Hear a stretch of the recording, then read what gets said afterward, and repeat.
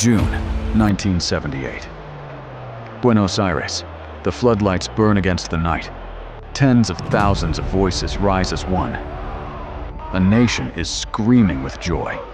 But not far away, behind gray walls, other people are screaming too. And no one outside can hear them. This is the story of a World Cup wrapped around a secret. A festival of football.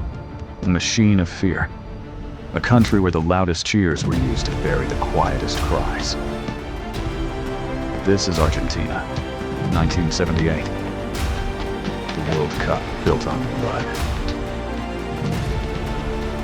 To understand the tournament, you have to go back 2 years. March 1976. Argentina is breaking apart. Inflation is out of control. Political violence is everywhere. Then, before dawn on the 24th, the army moves. Tanks in the streets, soldiers at the radio stations. The president, Isabel Perón, is arrested and flown away in a helicopter. There is almost no resistance. By morning, a military junta rules the country. At its head, a quiet, severe general, Jorge Rafael Videla. He does not look like a tyrant. He looks like a bank manager, and maybe that is what makes him so dangerous. The generals give their takeover a clean, official name. The process of national reorganization. A tidy phrase for a very dirty plan. The junta promised order. What it delivered was terror. They called it a war against subversion. History would call it the Dirty War. And the targets were not only armed fighters. They were students, union members, journalists, lawyers, the young. Anyone who might think the wrong thoughts.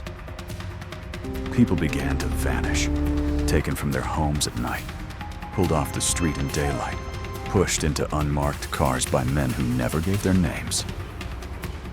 They became a single, terrible word. They disappeared. Los desaparecidos. No arrest record, no trial, no body. Just an empty chair and a family with no answers.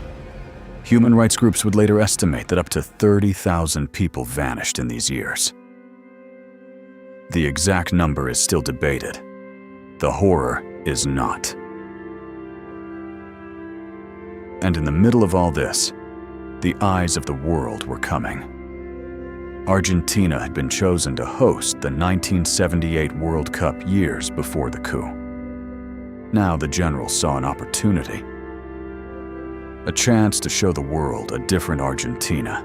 Not a country of secret prisons, but a country of stadiums and sunshine. They poured enormous sums of money into the tournament. New stadiums. Color broadcasts beamed across the planet. This is the oldest trick of power. When you cannot hide the darkness, you drown it in light. Today we have a word for it.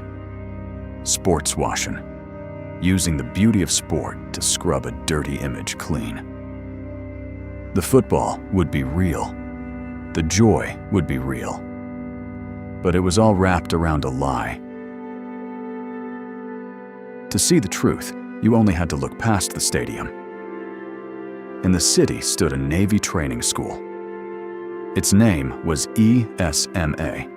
On the outside, an ordinary building behind iron gates. On the inside, one of the most feared detention centers in the country. Thousands of people were brought through its doors.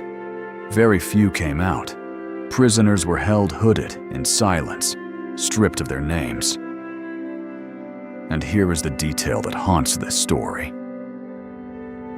ESMA sat only a short distance from the great stadium where the final would be played.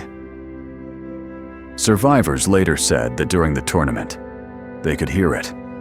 The roar of the crowd, the celebration of the goals, drifting in from the world outside. Imagine that. A whole nation cheering, just beyond the wall of the room where you were being held. As the tournament went on, Argentina kept winning. And then came a match that people still argue about today. June 21st, Argentina against Peru. To reach the final, Argentina needed to win by 4 clear goals. A huge margin, almost impossible. The final score?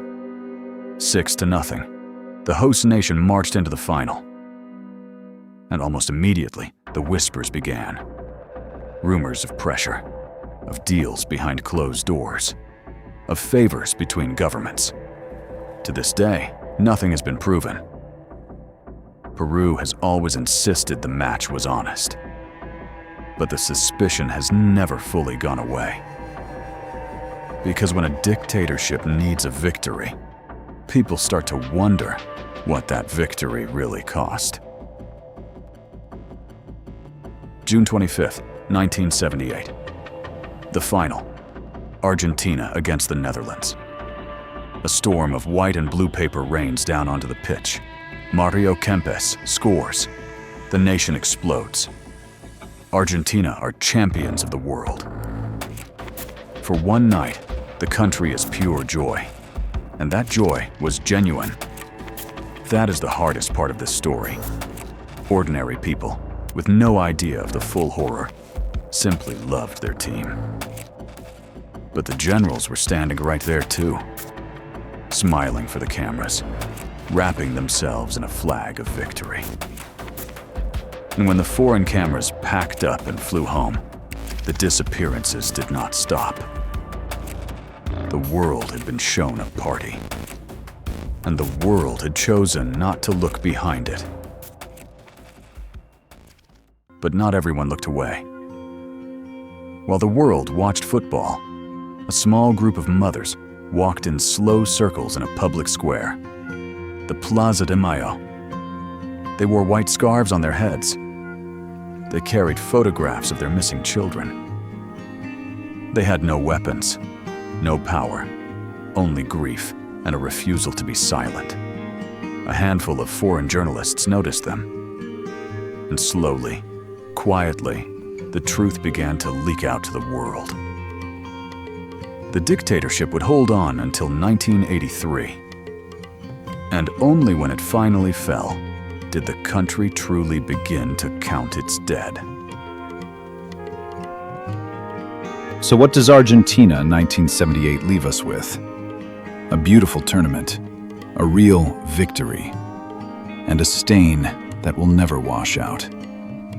It is a warning written in stadium lights that spectacle can be a weapon, that a cheering crowd can become a wall of sound built to hide what is happening behind it.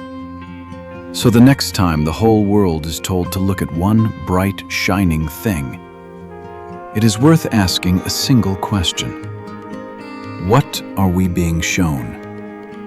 And what are we being shown instead of? The disappeared of Argentina were never just a number. They were sons, daughters, friends, futures that were stolen. And the least we can do all these years later is refuse to forget them. Next week, we leave the stadium behind and walk into the jungle. Guyana, 1978. More than 900 people died in a single afternoon. And a tape kept running until the very end.